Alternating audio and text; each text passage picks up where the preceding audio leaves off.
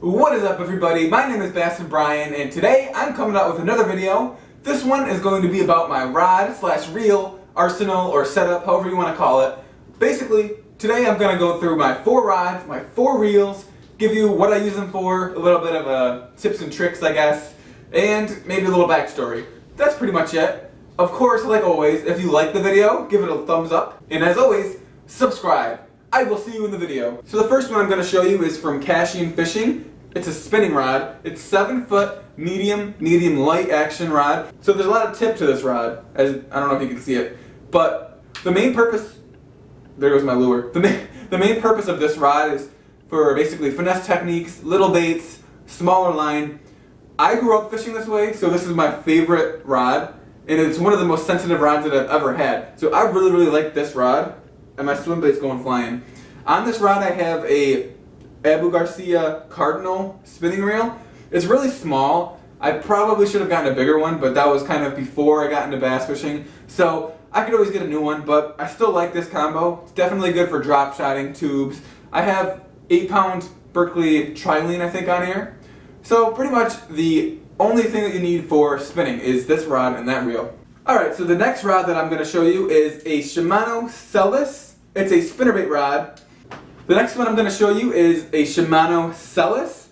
This one's a casting rod. They say it's for spinnerbaits, but it's 6'10", medium heavy, fast action. But I can pretty much fish anything on this rod. You know, from jigs to spinnerbaits, obviously, to flipping and pitching, to soft plastics, to even some chatterbaits and some, I think I said jigs already, yeah. Even crankbaits I can fish on this rod. So, a lot of different techniques on this one rod. Mostly because of the fast tip. You really want a fast tip to get in and around cover, so that's why they put a fast action tip on a spinnerbait rod. But you could also use it for flipping and pitching, obviously, and even for some shallow cover cranking. Anything really this rod is good for. So my first tip for all you beginning anglers out there is if you could only afford one rod, definitely go with a 7 foot medium heavy rod and you will be all set. On this rod I have a Abu Garcia Revo S.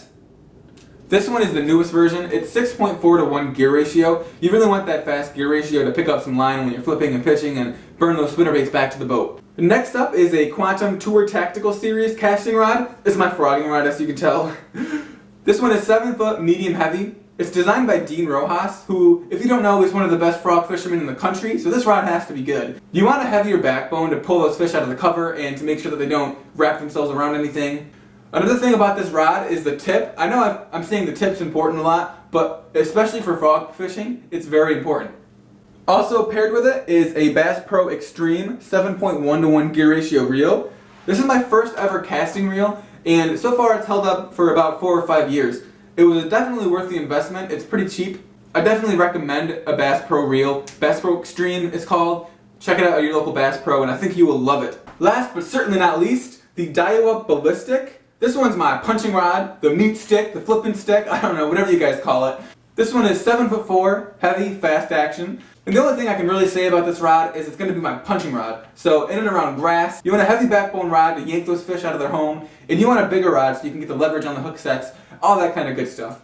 The reel that I'm using with it is a Quantum Accurist PT. It's 6.3 to 1 gear ratio. It has a flipping button if you're interested in that kind of thing. I know some people like a 7.0 to 1 ratio reel when they're punching and flipping, but 6.3 to 1 is really enough, and it gives you that extra power and leverage when you're flipping and punching. Get those fish to the boat quickly. Alright guys, so that's it. One more thing before I go. I do know that I'm not the most knowledgeable fisherman in the world, but I've had to teach myself everything that I know, so I just hope that I can teach and pass down a few things that I know to you guys, especially if you're beginning or new at bass fishing. Even if you're not, everybody can learn more, and that's pretty much my message of the day. Thank you for watching, and I will see you in the next video.